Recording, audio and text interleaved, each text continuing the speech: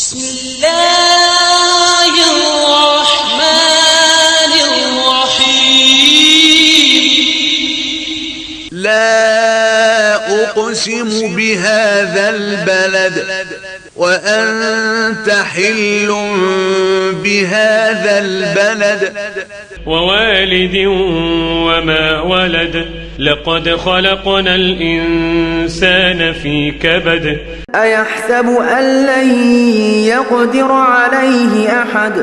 يقول أهلكت مالا لبدا أيحسب أن لم يره أحد ألم نجعل له عينين ولسانا وشفتين وهديناه النجدين فلاقتحم العقبة وما أدراك ما العقبة فك رقبة أو إطعام في يوم ذي مسغبة يتيما ذا مقربة أو مسكينا ذا متربة ثم كان من الذين آمنوا وتواصوا بالصبر وتواصوا بالمرحمة أولئك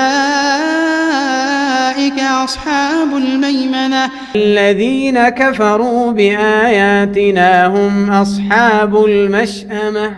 عليهم نار مؤصدة